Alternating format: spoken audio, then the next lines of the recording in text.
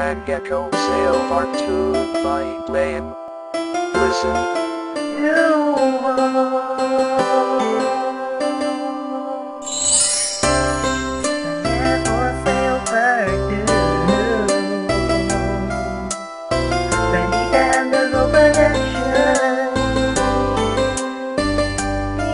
Abril 15 ng 2010 nang sabihin mo sa'kin na ikaw ay aalis at ako ay iyong lilisanin. At ako ay nagtanong, boss, saan ka magpupunta? Sabay iyong isinagot, pupunta ka ng Italia. Hindi ako makapaniwala pagkat di ko tanggap na sa aking tabi malalayo ka sa isang iglap. Kinabukasan itinext ko kaagad ang pinsan ko, itinanong ko sa kanya, alis mo ba ay totoo? Bigla akong napasimangot sa kanyang isinagot. Sinabi niya totoo daw, agad akong napalungkot. Bagkus pumasok sa isipan, samantalahin ko na ang nabibilang na mga araw sa ating dalawa sinta. At doon na nag-umpisa nung birthday ng kaibigan mo. Masaya tayong magkasama habang ipinapangako nga kahit anong pagsubok di tayo magpapatalo. At ano man ang mangyari sa atin ay walang susubok.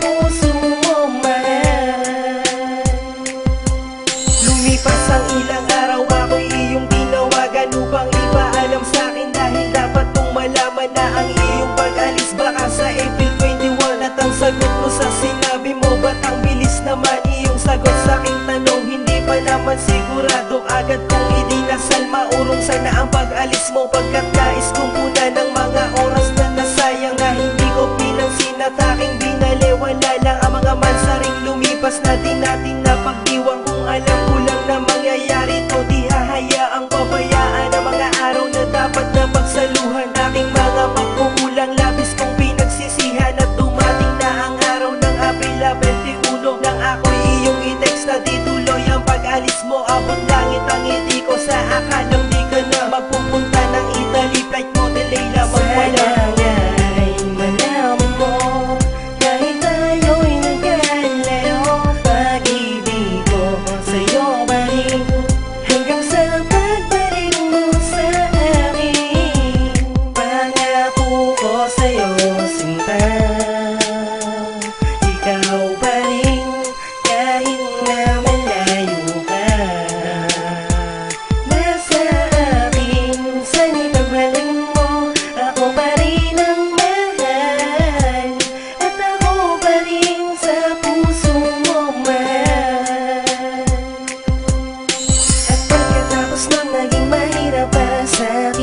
Magpalayo ka sa tabi at sa aking piling, pagkat ang puso ko'y nasanay nang nandito ka. Kailan ka ba magbabalik? Yan una kong tanong sinta. At sinagot mo sa'kin 1 year ka lang dun sa Italy. Aking sagot, sana nga boss yan ay mangyari, pagkat hindi ko kaya na haraping mag-isa ang mga mansaring magdaraan sa ating dalawa. At ang sagot mo sa'kin, basta boss huwag kang mag-alala, isipin lamang ang pangako sa isa't isa.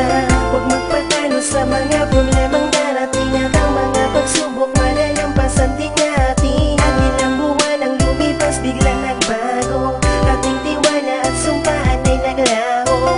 Parehas tayong dalawa tamang hinala, sa relasyon natin puro away ang naglaga.